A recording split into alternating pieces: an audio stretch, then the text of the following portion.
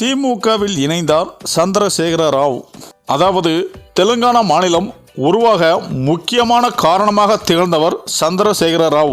அந்த மாநிலம் உருவாகியது முதல் தொடர்ந்து 2 முறை ஆட்சி செய்தவர். கடந்த சட்டமன்ற தேர்தலில் சந்திரசேகர ராவின் பாரத் ராஷ்டிரிய சமிதி கட்சி படுதோல்வியை சந்தித்தது. மேலும் கட்சியின் தலைவரான சந்திரசேகர ராவும் தோல்வியடைந்தார். மேலும் அடுத்தடுத்து கட்சி சந்தித்த தோல்விகள் காரணமாக கட்சியை வலுப்படுத்த PRSS தலைமையை திட்டமிட்டுள்ளது. இந்த சூழலில் அண்டை மாநிலமான தமிழ்நாட்டிற்கு PRS கட்சி நிர்வாகிகளை அனுப்பி திராவிட கொள்கையை பின்பற்றி திமுக எவ்வாறு ஆட்சி செய்கிறது என்பதை அறிந்து அதை தங்கள் மாநிலத்திலும் செயல்படுத்த PRSS முடிவு செய்துள்ளது. இதற்காக PRS கட்சியின் முக்கிய நிர்வாகிகள் பலரும் நேற்று சென்னை வந்துள்ளனர்.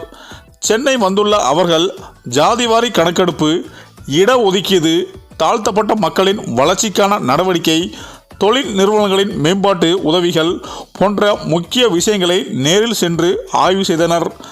இந்த பயணத்தின் மூலம் தமிழ்நாட்டில் ஆட்சி முறைகளையும் அறிந்து கொள்ள அவர்கள் திட்டமிட்டுள்ளனர்.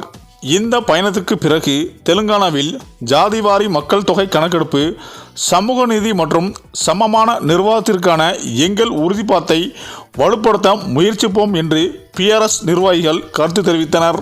மேலும் தெலுங்கானாவில் இருந்து சென்னை வந்துள்ள PRSS கட்சி நிர்வாகிகள் இந்த சுற்றுப்பயணத்திற்கு உறுதுணையாக உள்ள தமிழக முதலமைச்சர் MK ஸ்டாலின், அமைச்சர் உதயநிதி ஸ்டாலினுக்கு நன்றி தெரிவித்துள்ளனர்.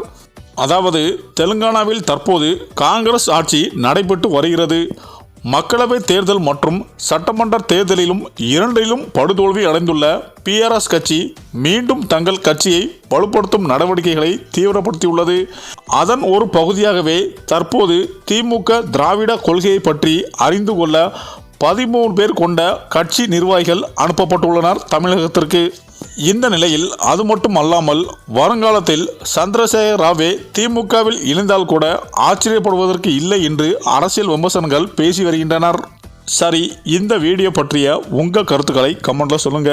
மேலும் வீடியோ பிடித்திருந்தால் லைக் பண்ணுங்க, ஷேர் பண்ணுங்க, மறக்காம நம்ம சேனலை சப்ஸ்கிரைப் பண்ணிக்கோங்க. நன்றி.